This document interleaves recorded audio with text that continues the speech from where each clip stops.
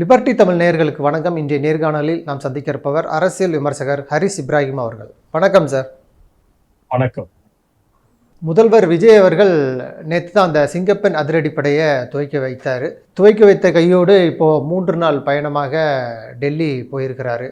கடந்த முறை டெல்லிக்கு போயிருந்தபோது பிரதமர் மோடியை சந்தித்தார். அதுவும் வெறும் 10 நிமிடங்கள் தான். வேறு யாரையும் குறிப்பிட்டு சந்திக்கலை. ராகுல் சந்திக்கலை, சோனியா காந்தி உள்ளிட்ட யாரையுமே சந்திக்கலை. இந்த முறை நிதி ஆயோக் கூட்டத்தில் பங்கேற்க போகிறான்னு சொல்கிறாங்க. ஆனால் 3 நாள் பயணமாக இருக்குது.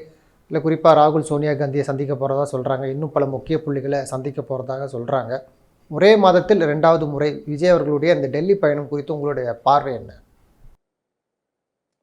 திரு விஜய் அவர்கள் நேற்று ஆரம்பித்து வைக்கப்பட்ட அந்த சிங்கப்பெண் திட்டம் இதுவரைக்கும் ஏதாச்சும் ஒரு மாறுதல்களுக்கு உட்படுத்தப்படுமா? தமிழ்நாட்டில் இருக்கக்கூடிய அனைத்து மகளிர் காவல் நிலையங்களை அம்மையார் ஜெயலலிதா அவர்கள் இருக்கும்போது ஆரம்பிச்ச ஒரு திட்டம். இன்றைக்கு அது எஃபிஷியண்டாக பல்வேறு மாவட்டங்கள்ல மகளிர்களுக்கு எதிரான குற்றங்களை தடுப்பதற்கு மிக முக்கியமான பங்காற்றுவதில் தவிர்க்க முடியாது ஒரு அங்கமாக இருக்குது. அப்போ இன்றைக்கு நடந்திருக்கக்கூடிய கடந்த காலங்கள்ல பெருகி வரக்கூடிய பாலியல் துன்புறுத்தல்கள் மகளிர்களுக்கு, குழந்தைகளுக்கு எதிராக நடக்குது, அதிகமாயிருக்குது அப்படிங்கிற அந்த ஒரு கூற்றை வைத்துத்தான் திரு விஜய் அவர்கள் ஆட்சி கட்டில ஏறுறதுக்கு மிக முக்கியமான ஒரு ஸ்லோகனாக, வாதமாக அதை வைத்துத்தான் முன்னாடி வந்தார். அது தாண்டி கடந்த 1 மாத காலத்துல இன்றைக்கு தாவேகா பொறுப்பேற்றிருக்கக்கூடிய இந்த கால சூழ்நிலையில பல்வேறு விதமான இன்னல்களும், பல்வேறு விதமான குற்றச்செயல்களும் பெண்களுக்கும் குழந்தைகளுக்கும் நடந்து கொண்டேதான் இருக்கிறது. அதுலயும் குறிப்பாக ஒரு 5 to 6 போக்சோ வழக்குகள்ல தாவேகாவினுடைய நிர்வாகிகளே கைது செய்யப்பட்டிருக்கிறார்கள் அப்படிங்கிறதுல மிக முக்கியமாக இங்க பார்க்கப்படணும். அதுவும் இல்லாம எதிர்க்கட்சி தலைவர்கள் ஒவ்வொருத்தராக இந்த அரசின் மீது குற்றச்சாட்டுகளை வைத்து சட்டம் ஒழுங்கு பிரச்சனை மிக ஒரு கேவலமான ஒரு சூழ்நிலைகளில் சென்று கொண்டிருக்கிறது அப்படிங்கிறதை அறுதியிட்டு காட்டினா கூட அதை எதையுமே கண்ணிலையும் காதலையும் வாங்கி கொள்ளாமல் இந்த அரசாங்கம் செயல்பட்டு கொண்டிருக்கிறதாக பல்வேறு எதிர்க்கட்சிகள் குற்றம் சாட்டி கொண்டு வந்திருந்த சூழ்நிலையில நேற்று அந்த சிங்கப்பெண் அதனுடைய நிகழ்வு நடைபெற்றிருக்கிறது. அதுவுமே மிகப்பெரிய ஒரு சர்ச்சைக்குண்டான ஒரு நிகழ்வாக மாறி இருக்குது. ஏன்னா அவர்கள் வெளியிட்ட அந்த ஏஐ தொழில்நுட்பத்துல உருவாக்குன அந்த நிகழ்ச்சியினுடைய நிரல்லையுமே பல்வேறு குளறுபடிகள், ஒவ்வொரு நாட்டினுடைய எப்படி ஒரு தேசிய கீதம், ஒரு சின்னம், தேசிய சின்னம், அது எல்லாமே எவ்வளவு முக்கியமோ அது மாதிரி தமிழக அரசினுடைய சின்னமுமே ஒரு ஃபேப்ரிகேட் செய்யப்பட்டு, அதை டாக்டர் செய்யப்பட்டு, அதை சிதலமடை செய்யற மாதிரி, நம்ம சின்னமே இல்லாத மாதிரி ஒரு வேறு விதமான தமிழகத்தினுடைய சின்னத்தை அங்க பொறித்ததுல கூட ஒரு மிகப்பெரிய ஒரு சர்ச்சை எழுந்திருக்கிறது. அதுவும் இல்லாம ஒரு அரசு நிகழ்ச்சியில விஜய் அவர்களினுடைய அவர் சிஎம் ஆகிறதுக்கு முன்னாடி அவர் நடிகராக இருந்திருக்கலாம். ஆனால் ஒட்டுமொத்தமான தமிழகத்திற்குரிய ஒரு முதல் மந்திரியாக இருக்கக்கூடிய அவருக்கு அவருடைய பாடலை தேசிய பங்கன்ல ஒரு நிகழ்ச்சி நிரல்ல தமிழகத்தினுடைய அரசு நிகழ்ச்சிகள்ல பதிய வைத்தது மிகப்பெரிய ஒரு கண்டனத்திற்கு இருக்குது. அப்போ இந்த சிங்கப்பெண் நிகழ்வு ஸ்டார்டிங்ல பல்வேறு சர்ச்சைகள்ல தான் ஆரம்பிச்சிருக்கு. இது எல்லாத்தையும் தாண்டி இந்த சிங்கப்பெண்ணுக்கு கொண்டு வந்திருக்கக்கூடிய அந்த மகளிர்கள் அத்தனை பேருமே இதுவரைக்கும் மகளிர்களுக்கான காவல் ஆணையர்களாக காவல்துறையில பணியாற்றி கொண்டிருந்தவர்களை தான் கொண்டு வந்திருக்காங்கிற அந்த போர்வையை தாண்டி அதற்கென்று தனியாக எந்த விதமான ஒரு மாடஸ் ஆபரண்டியும் ஒரு ஃப்ரேம் ஒர்க்கும் உருவாக்கப்படவில்லை. அதற்காக பட்ஜெட் ஒதுக்கப்படவில்லை. அப்போ இது வெறும் ஒரு கண் துடைப்புக்காக நடத்தப்படக்கூடிய ஒரு நிகழ்வாக இருக்குமா அப்படிங்கிற அந்த ஒரு கேள்விக்குறியும் ஒட்டுமொத்தமான எதிர்க்கட்சிகள் என்று எழுப்பி கொண்டு வந்திருக்கிறார்கள். சோ இது போக போக அதுவும் இல்லாமல் திரு டிடிவி தினகரன் ரொம்ப ஷார்ப்பாகவே அதிலேயும் ஒரு விவாதத்தை கிளப்பி இருக்கிறார். சிங்கப்பெண் படை முதல்ல யார இருந்து பாதுகாக்கணும் அப்படின்னா தாவேகாவினுடைய நிர்வாகிகள்ட்ட இருந்தான் பாதுகாக்கணும் அப்படிங்கிறார்.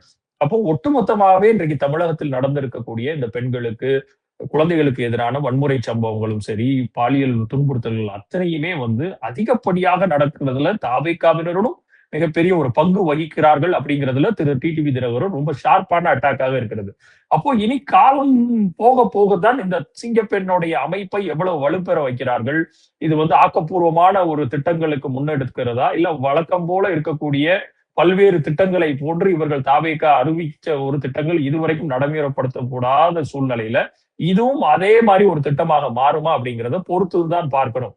இது அடுத்த கட்டமாக நீங்க கேட்ட கேள்வியில திரு விஜய் அவர்களுடைய டெல்லியினுடைய நிகழ்ச்சி நிரலை பத்தி கேட்டிருக்கிறீங்க.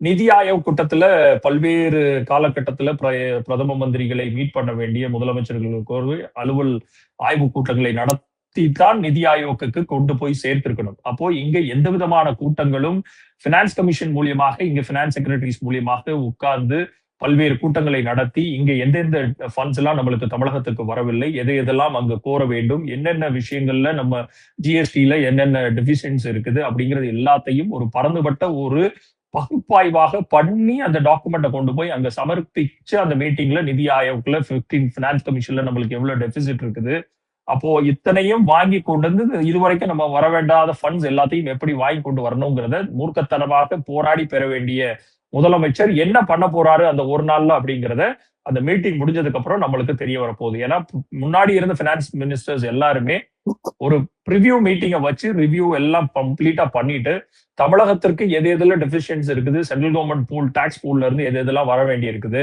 அப்படிங்கிறது எல்லாம் ஒரு டேட்டாவாக வைத்துக்கொண்டு செல்வார்கள். அதை பத்தின ஒரு ரிவ்யூ மீட்டிங் நடந்தது மாதிரி இதுவரைக்கும் நம்மளுக்கு டிஐபிஆர்ல இருந்து செய்தி குறிப்புகள் வந்ததாக எனக்கு தெரியவில்லை. அப்படி வந்திருந்துச்சுன்னா வெல் அண்ட் குட், அப்படி வந்த மாதிரி எனக்கு தெரியல. அப்போ இதை என்ன விஷயத்திற்காக இந்த நிதி ஆயோக் கூட்டமே வந்து ஒரு ஆப்டிக்ஸ் மாதிரி கொண்டு போய் கடக்கிற மாதிரி, எப்பவுமே ரீல்ஸ் வச்சே இந்த ஆட்சி அமைஞ்சது, ரீல்ஸை வச்சே இந்த ஆட்சி நகர்ந்து கொண்டு இருக்கிறதுங்கிற அந்த ஒரு பெருவாரியான குற்றச்சாட்டு மாதிரியே இதுவும் ஒரு கண் துடைப்பாக ஒரு மீட்டிங்காக சென்றிருக்கிறாரா அப்படிங்கிற அந்த பார்வையை நம்ம பொறுத்திருந்தா. 3 நாள் பயணம் இருக்குல்ல, 3 நாள் பயணம், அது நிதி ஆயோக் கூட்டம் மட்டுமல்ல, ராகுல் காந்தி சோனியா காந்தியில சந்திக்கிறாங்க, அது மட்டுமல்ல முக்கிய புள்ளிகள் பலரை சந்திக்கிறதா கூட தகவல் இருக்குன்னு சொல்றாங்க. அந்த முக்கிய புள்ளிகள் எது சம்பந்தமாக, தமிழகத்தினுடைய ஆளுகை சம்பந்தமாகவா, இல்ல தமிழகத்திற்குரிய மக்களுக்கு ஏதாவது ஒரு நல்வழியை இது புகுத்த வேண்டிய விஷயங்களாக இருக்கிறதால் நம்ம நிஜமாவே முதலமைச்சருடைய அந்த வருகையையும் டெல்லிக்கு அவர் சென்றிருக்கிறதையும் நம்ம வரவேற்றுதான் ஆகணும். ஆனால் சென்ற முறையே வந்து அமித்ஷா அவர்களை சந்திக்கிறதுக்குரிய வாய்ப்புகள் நழுவி விட்டது. அதே மாதிரி அம்மையார் சோனியா காந்தி அவர்களையும் திரு ராகுல் காந்தி அவர்களையும் சென்று சந்திக்க வேண்டிய அந்த நிகழ்வுகளும் ஏதோ ஒரு விஷயத்திற்காக தடைபட்டு போனது அப்படிங்கிறத நம்ம முன்னக்கூட்டியே அறிஞ்சிருந்தோம். அப்போ இன்றைக்கு அதனுடைய நீட்சியாக இன்றைக்கு அம்மையார் சோனியா காந்தி அவர்களையும் திரு ராகுல் காந்தி அவர்களையும் சந்திக்கிறதுக்காக நேரம் கேட்டிருக்கிறார்களா அப்படிங்கிறது நம்மளுக்கு தெரியல. அதே மாதிரி திரு உள்துறை அமைச்சர் திரு அமித்ஷா அவர்களையும் சந்திக்கக்கூடிய வாய்ப்புகளை அவர் பெறுவாரா அப்படிங்கிறது தெரியல. ஏன்னா திரு உக்கிரமாக இருக்கிறார் திரு அமித்ஷா அவர்கள் திரு விஜய் மேல அப்படிங்கிற பல்வேறுபட்ட டெல்லி சார்ந்த சோர்சஸ் கொடுக்கக்கூடிய நியூஸ் எல்லாமே அப்படித்தான் சொல்லுது. ஏன்னா இவர் ஒட்டுமொத்தமாக காலம் சென்று சேர்ந்த பல்வேறு தலைவர்களை எல்லாத்தையுமே வந்து புறந்தள்ளி விட்டு ஒரு விதமான மயக்கத்தை உண்டு பண்ணி இந்த மக்களை வந்து ஒரு போதை மாதிரியே இந்த இன்ஸ்டாகிராமை யூஸ் பண்ணி வந்துட்டாரு அப்படிங்கிறதுல பெருவாரியான தமிழக மக்கள் எப்படி ஒரு எதிர்ப்பு அலையில இருக்காங்களோ அதே மாதிரி திரு அமித்ஷா அவர்களுமே வந்து இன்றைக்கு பாரதிய ஜனதா கட்சியினுடைய ஒரு கூட்டணியில இருக்கக்கூடிய அதிமுகவை பிளவுபடுத்தி அந்த கட்சியை சிதலமடைய செய்து அதற்கிலிருந்து ஒரு 25 எம்எல்ஏக்களை கொண்டு வர வைத்த அந்த ஒரு சாணக்கியத்தனம்ங்கிறத வந்து இவர்கள் அமித்ஷா அவர்களுக்கு தான் என்றைக்குமே சொல்லுவார்கள். ஏன்னா அமித்ஷாவுக்கு தான் வந்து அது கைவந்த கலை அப்படிங்கிற போது இங்க தமிழகத்துல அவரை போன்று ஒரு ஆள் உருவாகிறார் அப்படிங்கிறதுல ஒரு பெருவாரியான ஒரு சந்தேகமோ இல்ல பெருவாரியான கோபம் இருந்ததாகவும் சொல்லப்பட்டது. அப்போ அதனாலதான் கடந்த முறை சந்திக்கவில்லை அப்படிங்கிற அந்த ஒரு பார்வையை அவர் கூல் டவுன் ஆகி இந்த சமயத்துல திரு விஜய் அவர்களை சந்திக்க போகிறாரா? ஏன்னா பிரதம மந்திரியை ஒரு முதல் மந்திரி சந்திக்கிறதுங்கிறது ஒரு ஜனநாயகத்தினுடைய மரபு. அதை அவர் கடந்த முறை திரு மோடி அவர்கள் ஒரு ஃபேர்லி ஒரு 3 நிமிஷம் மட்டும்தான் சந்தித்ததாக பரவலாக பேசப்பட்டது. அதுவுமே அதற்கு முந்தின திமுக அரசாங்கம் கொடுத்திருந்த ஒரு 4 திட்டங்களை திருப்பி ஒரு ரிமைண்டர் மாதிரி தான் இன்றைய முதலமைச்சர் கொண்டு போய் கொடுத்ததாகவும் நம்மளுக்கு வெளியிடப்பட்டது செய்தி குறிப்புல. அப்போ திரு அமித்ஷா அவர்களை இவர் என்ன காரணத்துக்காக சந்திக்க போகிறார், ஒருவேளை அவருடைய அந்த கோபத்தை தணிக்கிறதுக்கான ஒரு மீட்டிங்கா அப்படிங்கிறதையும் நம்ம பொறுத்திருந்து பார்க்கணும். இதுல இப்போ இந்த விஜய் அவர்களுடைய இந்த 3 நாள் பயணத்துல ஏற்கனவே கடந்த முறை போன போது அந்த மீடியாக்களை சந்திக்காம மரபுகளை மீறினாருன்னு ஒரு குற்றச்சாட்டு. இந்த முறையுமே மீடியாக்கள் வந்து சார் நிறைய கேள்வி இருக்கு பதில் சொல்லுங்க சார் சொல்றாங்க, ஆனா அவர் கடந்து போறாரு. அதை எப்படி பாக்குறீங்க? அதை அவர் அதே ஒரு விஷயத்துல பிஜேபியை ஃபாலோ பண்றது அப்படின்னா பிரதம மந்திரி திரு மோடி அவர்களை இந்த ஒரு விஷயத்துல திரு விஜய் அவர்கள் ரொம்ப மூர்க்கத்தனமா ஃபாலோ பண்றாரு. பிரஸ்ஸை மீட்டே பண்ணக்கூடாதுங்கிறதுல.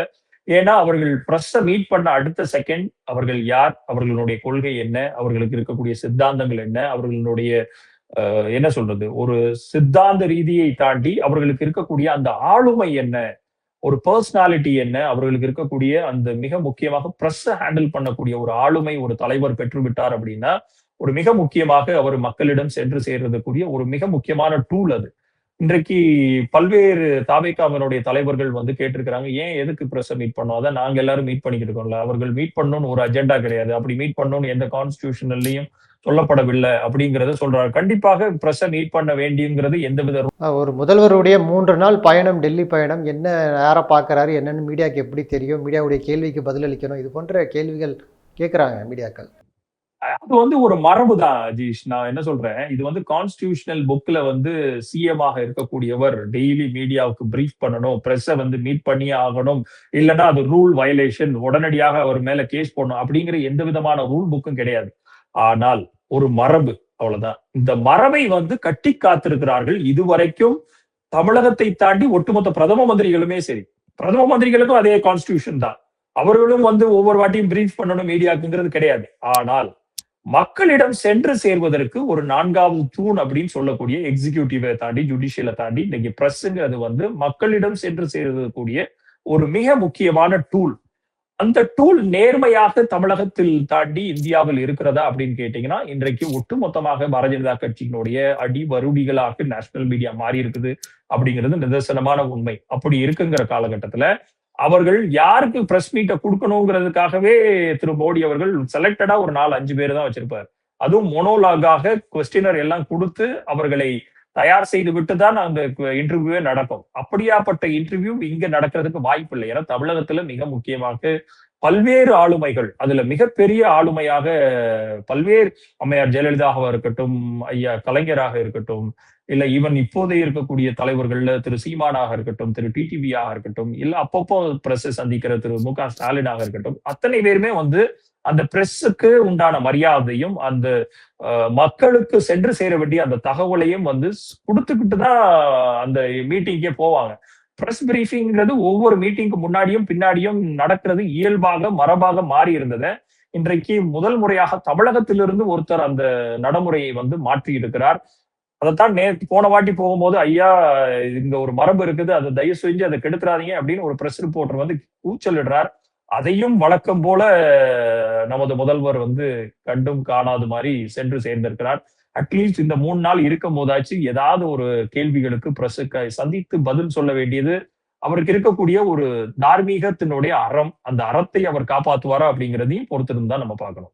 அதற்கு 2 நாட்களுக்கு முன்பு நடந்த அந்த இந்தியா கூட்டணி மீட்டிங் நடக்கும் பொழுது டெல்லி முழுவதும் பேனர்கள் திமுக சார்பில் வைக்கப்பட்டுச்சு. காங்கிரஸ் செய்த துரோகத்தை அதில் சுட்டி காட்டியிருந்தாங்க. அப்போவே வந்து திமுகவை ஏன் கூப்பிடலை அப்படின்னு சொல்லி இந்தியா கூட்டணியில் இருக்கக்கூடிய கட்சிகள் கேள்வி எழுப்புனாங்க. இப்போ தாவேக்கா போயிருக்கிறாங்க. தாவேக்காவை இந்தியா கூட்டணியில் இணைக்கணும்னு சொல்லி ஒரு குரல் எழும்புது. அது விஜய் தான் முடிவெடுப்பாருன்னு சொல்லி சொல்கிறாங்க. இப்போ சோனியா காந்தி ராகுல் காந்தியை சந்திக்க போகிறார். இதனால் இந்தியா கூட்டணியில் என்ன மாற்றம் ஏற்படும்? இந்தியா கூட்டணி 3வது அணியாக ஒரு கூட்டணி உருவாக வாய்ப்பு இருக்குன்னு சொல்றாங்களா? அது எப்படி போகும்னு பாக்குறீங்க?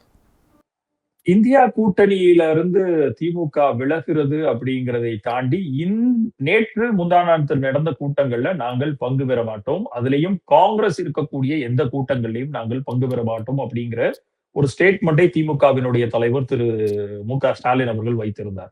இதற்கு பின்னாடி இருக்கக்கூடிய மிக முக்கியமான காரணம், நம்ம இந்த தேர்தலில் ப்ரீபோல் அலையன்ஸாக பங்கு பெற்ற அத்தனை கூட்டணி தலைவர்களும் காங்கிரஸ் உட்பட அத்தனை பேருமே வந்து ஒரு கட்சியை மாறுறார்கள், அந்த கூட்டணியில இருந்து வெளியில வர்றாங்கன்னா ஒரு பேசிக்கான ஒரு டீசென்சி அந்த கூட்டணியில் தலைமை ஏற்று நடத்தினவர்கள்ட்ட ஒரு ஆலோசனை பெற்று அவர்களிடம் ஒரு அனுமதியை பெறணும் கூட அவசியம் இல்லை. அட்லீஸ்ட் ஒரு இன்ஃபர்மேஷனாக பாஸ் செய்து விட்டு சென்று சேர்ந்தார்கள் சிபிஐயும் சிபிஎம்மும், அதே போன்று ஐஎம்எல்லும் சரி, விசிகாவும் சரி. ஆனால் இந்த காங்கிரசினுடைய 5 பேர்களும் அவர்கள் வெற்றி பெற்ற நாள் முதல் கொண்டு போய் சந்திக்கவில்லை திரு மு.க. ஸ்டாலின் அவர்களை. அட்லீஸ்ட் அவர்கள் ஆட்சியை இந்த கூட்டணியை விட்டு வெளியில செல்றாங்க அப்படின்னா இன்று நேற்று உருவான கூட்டணி அல்ல. கிட்டத்தட்ட 22 ஆண்டுகளுக்காக காங்கிரஸை தோளோடு சுமர்ந்த திரு மு.க. ஸ்டாலின் அவர்களுடைய உருவாக்கின கூட்டணி. அது வந்து வெறும் கொள்கை இல்லாம ஒரு உருவான கூட்டணி அப்படின்னா 22 வருஷம் பயணிக்காது. அப்போ காங்கிரஸ்ல எவ்வளவோ தலைவர்கள் வந்து திரு ராகுல் காந்தி அவர்களை முன்னிறுத்த முற்படாத போது பிரதம மந்திரி கேண்டிடேட்டாக திரு மு.க. ஸ்டாலின் அவர்கள் எடுத்து வைத்த அந்த ஒரு முடிவு மட்டும்தான் பாரத் ஜோடோ யாத்திராவை ஆரம்பித்து வைத்து திரு ராகுல் காந்தி அவர்களை பிரதம மந்திரியாக முன்னிலைப்படுத்தினதுக்கு அப்புறம் தான் ஒட்டுமொத்தமாக ஒரு கன்சென்சஸ் பில்ட் ஆச்சு நேஷனல் ஸ்பெக்ட்ரம்ல. அப்போ அந்த கன்சென்சஸ் பில்ட் பண்ணி உங்களை ஒரு தலைவராக ஒட்டுமொத்த இந்தியாவுக்குமான பிரதம மந்திரி கேண்டிடேட்டாக வலிமையாக இருக்கக்கூடிய பாரதிய ஜனதா கட்சியை எதிர்த்து நிக்கிறதுக்கு உங்களுக்கு பின்னாடி நின்ற ஒரு தலைவர் என்றும் நீங்கள் இப்பேற்பட்ட ஒரு அணுகுமுறையை, ஒரு ஆரோக்கியம் இல்லாத ஒரு அணுகுமுறையை செலுத்தினதை திமுக ரசிக்கவில்லை அப்படிங்கிறது தான் நிதர்சனமான உண்மை. ஏன்னா அது காயம் காட்டிலும் முதுகுல குத்துறது எல்லாத்தையும் தாண்டி ஒரு பேசிக்கான ஒரு பப்ளிக் டீசன்சி இருக்குது.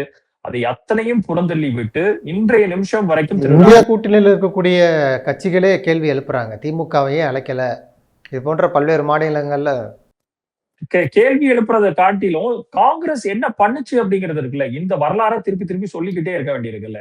22 வருஷமாக உங்களை தோளோடு தோள் சுமர்ந்த ஒரு கூட்டணி, மிகப்பெரிய ஒரு வலிமை இழந்த காங்கிரஸை வலிமையாக்குறதற்காக உங்களுடன் தோளோடு நின்ற ஒரு கூட்டணியினுடைய ஒரு கூட்டணி தலைவரை இப்படி ஒரு உதாசீனப்படுத்தி விட்டு நீங்கள் தான் தோன்றித்தனமாக வெறும் 2 சீட்டுகளுக்காக நீங்கள் சென்று சேர்ந்து விட்டீங்கன்னு இந்தியா கூட்டணியில நேத்து நடந்த மீட்டிங்ல ஜான் பிரிட்டோ உட்பட, அகிலேஷ் யாதவ் உட்பட ஒட்டுமொத்தமாக அத்தனை பேரும் கேள்வி எழுப்பி இருக்கிறார்கள். திரு ராகுல் காந்தி அவர்களுக்கு என்ன பதில் இருக்கும் சொல்லுங்க. இதை எப்படி ஹேண்டில் பண்ண முடியும்? ஒரு விஷயமும் அவரால் பேச முடியல. அப்போ திமுகவினுடைய தலைவர்கள் அவர்களை நீங்கள் உதாசீனப்படுத்துவதாக நினைத்துக் கொண்டு இந்தியா கூட்டணியினுடைய மிகப்பெரிய ஒரு முகமாக இருந்த திரு மு.க. ஸ்டாலின் அவர்களை நீங்கள் லெப்ட் ஹேண்ட்ல டீல் பண்ணலான்னு பாத்தீங்க. ஏன்னா உங்களுடைய பிரதம மந்திரி கேண்டிடேச்சருக்கு திரு மு.க. ஸ்டாலின் அவர்கள் தேசிய அளவுல மிகப்பெரிய ஒரு கவனத்தை பெற்றுக்கொண்டு வருகிறார். ஒவ்வொரு விஷயங்கள்லையும் அவர் இருந்த அந்த 5 ஆண்டு காலத்துல மிகப்பெரிய ஒரு வலிமை வாய்ந்த ஒரு தேசிய லீடராக அறியப்பட்டார். அப்படிங்கும் போது திரு ராகுல் காந்தி அவர்கள் 99 தோல்விகளை அவருடைய பெல்ட்ல வச்சிருக்கிறார்.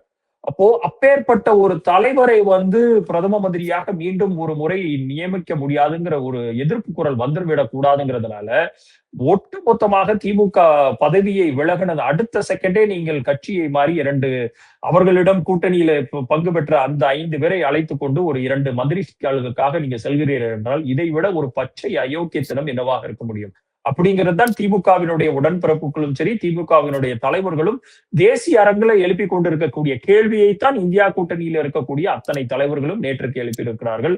அதனுடைய நீட்சி எப்படி ஃபார்ம் ஆகுதுன்னு பாருங்க. மெயினாக அகிலேஷ் யாதவ் உட்பட மம்தா பானர்ஜி அவர்கள் இப்போ தற்போதைய சூழ்நிலையில அவருடைய திரிணாமுல் காங்கிரஸை 2-3 பங்காக பிரித்து அது பாஜக பக்கம் சென்று கொண்டிருக்கிறது மேற்கு வங்கத்துல. அப்போ அவர்கள் ஒட்டுமொத்தமாக கொண்டு போய் திரிணாமுல் காங்கிரஸையே கொண்டு போய் பழையபடி காங்கிரஸ்ல இணைத்திரலாமா அப்படிங்கிற ஒரு சூழ்நிலைக்கு வந்து விட்டார் செல்வி மம்தா பானர்ஜி அவர்கள். அப்போ ஒட்டுமொத்தமாக இன்றைக்கு திமுக பின்னாடி அணிவகுக்கிறதுக்கு யாரெல்லாம் இருக்கிறான்னு பாத்தீங்கன்னா பெரும் தலைவர்களாக இருக்கக்கூடிய தேஜஸ்வி யாதவ் அவர்களும் சரி, இல்லைன்னா நம்ம இன்னைக்கு அகிலேஷ் யாதவாக இருக்கிறவரும் சரி, உமர் அப்துல்லாஹவா இருக்கவும் சரி, ஒட்டுமொத்தமாக பல்வேறு ரீஜனல்ல பல்வேறு மாநிலங்கள்ல ரொம்ப ஸ்டேபிளா இருக்கக்கூடிய ரீஜனல் பிளேயர்ஸை இவர்கள் காங்கிரஸ் மதிக்கிறதே கிடையாது அப்படிங்கிற அந்த ஒரு நெரேட்டிவ ஃபார்ம் பண்ண ஆரம்பிச்சிருக்கிறாங்க. அப்போ இது இன்னும் தேர்தல் 2029 நெருங்கும் போது காங்கிரஸ் அல்லாத இந்தியா கூட்டணியாக இது உருமாறக்கூடிய வாய்ப்புகள் அதிகப்படியாக இருக்கிறது. ஏன்னா சிபிஐயும் சிபிஎம்மும் தெள்ள தெளிவாக பினராயி விஜயனுக்கு எதிராக திரு ராகுல் காந்தி அவர்கள் தேர்தல் பிரச்சாரங்கள்ல ரொம்ப பெரிய ஒரு கடுமையான விவாதங்களை வைத்தார். ஏன் இன்னும் பினராயி விஜயனை கைது செய்யவில்லை அப்படிங்கிறத செயல்படுத்தின திரு ராகுல் காந்தி அவர்களும் பிரியங்கா காந்தி அவர்களும் மல்லிகார்ஜுன கார்கே அவர்களும் கேரளால கேள்வி எழுப்பினார்கள். இவர்களை கூட்டணியில் வைத்துக் கொண்டு எப்படி காங்கிரஸ் கூட கூட்டணியில இருந்துட்டு கம்யூனிஸ்ட் அங்க பயணப்பட முடியும் இந்தியா கூட்டணியில? அப்போ இது ஒரு விதமான ஒரு இயற்கை முரணாக இருக்கிறதுக்குரிய விஷயங்கள் தான் இது அத்தனையும். அப்போ எந்த இடத்துலயுமே காங்கிரஸ் எப்படி பாரதிய ஜனதா கட்சி ஒவ்வொரு தேசிய கூட்டணிகள்ல தாண்டி மாநில லெவல்ல கூட்டணி அமைத்து ஒவ்வொரு மாநில கட்சிகளை இன்றைக்கு சிதலமடைய செய்து அவர்கள் மாநிலத்தில் புகுந்துகிறார்களோ அதே மாதிரி ஒரு விஷயத்தான் இன்றைக்கு காங்கிரஸும் பண்ணி கொண்டு வருதுங்கிறதா மிகப்பெரிய ஒரு குற்றச்சாட்டு. அப்போ காங்கிரஸ் அல்லாத ஒரு இந்தியா கூட்டணி உருவாகக்கூடிய வாய்ப்புகள் அதிகப்படியாக இருக்கிறது. அதை காலம்தான் பதில் சொல்லணும்னு நினைக்கிறேன். அப்படி காங்கிரஸ் இருக்க போற இந்தியா கூட்டணியிலிருந்து வெளிவருகிறார்கள் அப்படின்னா 3வது ஒரு அணியாக தேவகவுடா அவர்கள் முன்னாள் பிரதம மந்திரி இருந்து, ஆனால் அவருடைய துரதிருஷ்டம் 10 மாதங்களுக்கு மேல அவரால் தாக்கு பிடிக்கப்படல. அந்த ஆட்சியை கவிழ்த்ததும் காங்கிரஸ் தான். அப்போ காங்கிரஸ் கவிழ்க்காத ஆட்சிகளே கிடையாது. ஏன்னா அவர்கள் கொயிலேஷன் தர்மா அப்படின்னு சொல்லக்கூடிய அந்த கூட்டணி தர்மத்திற்கு எப்பவுமே அவர்கள் உண்மையாக இருந்தது இல்லை. கடைசி மாநிலமாக இன்றைக்கு தமிழ்நாடு அதற்கு மாறி இருக்கிறது.